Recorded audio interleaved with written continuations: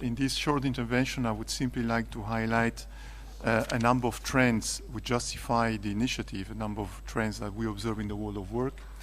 I would also like to raise a number of issues concerning some of the factors behind the trends, which are often alluded to, and finally highlight key policy issues which are very much convergence to what Nicola just said about the relevance for the ILO. So three issues. About the trends, simply three trends which I think are extremely important, are underlying today's world of work and justify the initiative of the Director General.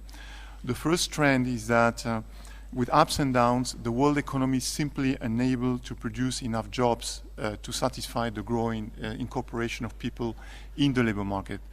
We just released the Global Employment Trends Report, the World Employment and Social Dialogue Trends Report this morning, and we found that the unemployment is going to increase again this year and next year by more than 2 million people this year, another million people next year.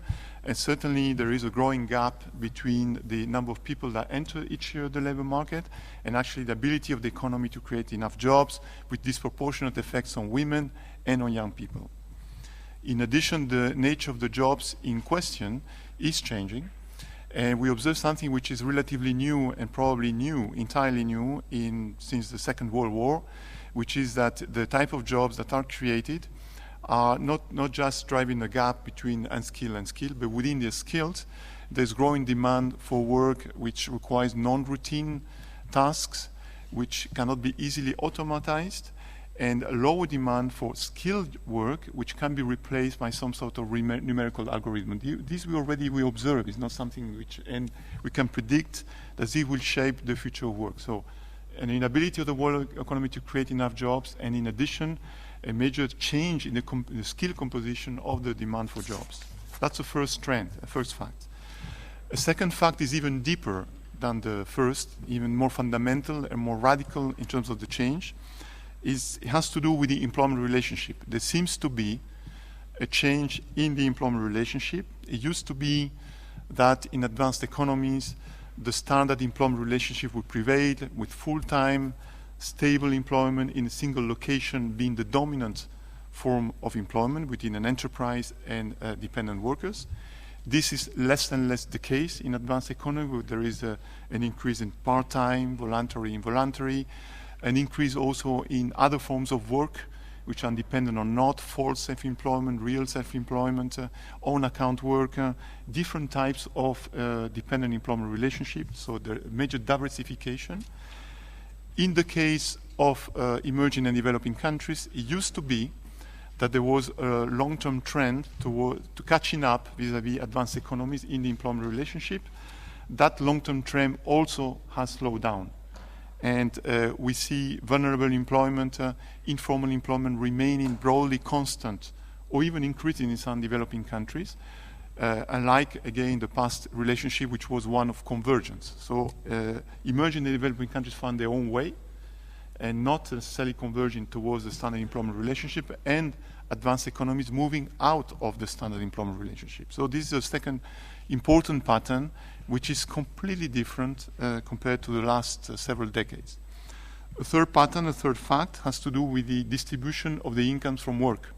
There is an unequal distribution of the incomes from work and more inequality. The G20 has created a subgroup to examine the links between earnings and productivity growth, because there is a preoccupation with this trend, and certainly it's a factual observation that there is a link between earnings and productivity and more inequality in general at the world level. So these are three important facts.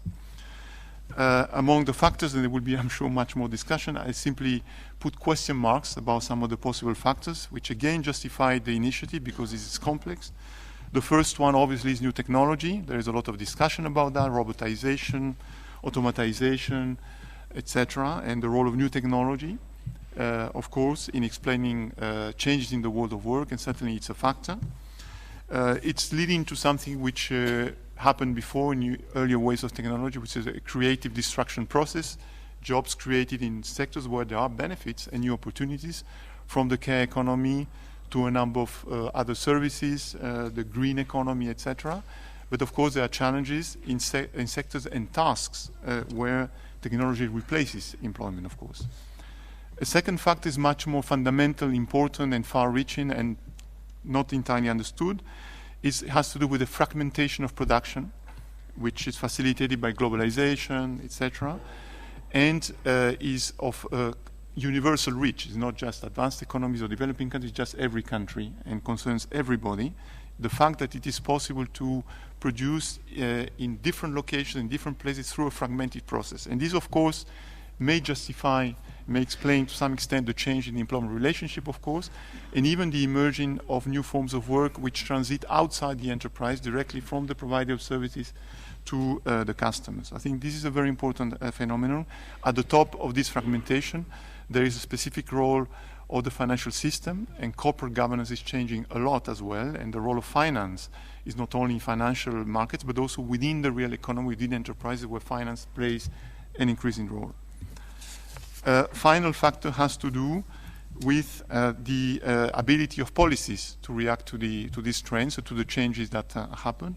It has to be said that the policy responses are very diversified and create a number of questions. In some countries, the focus continues to be the traditional one. In other countries, there's a focus towards actually trying to protect these new forms of work and try to address the changes at the workplace and in enterprises.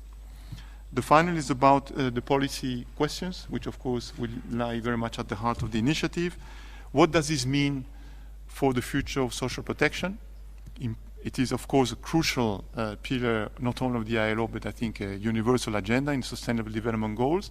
But clearly with the changes happening at the workplace, it raises issues about the kind of social protection, how to adapt it, how to make it reach everybody, and how to fund that social protection.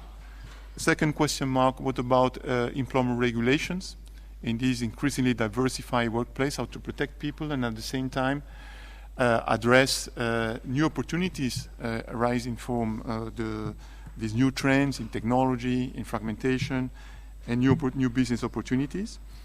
And of course, what is the role of social dialogue, which was traditionally built around the standard employment relationship. And of course, there is now a question mark about the extent to which social dialogue can be strengthened and extended to the new forms of work and the new forms of economic relations which are happening. So, in short, many questions which very much justify the four pillars and the four conversations of the initiative about jobs, about the employment relationship, about governance in the labor market, and more fundamentally about work and society, in other words, about nature of work itself in today's societies. Thank you very much.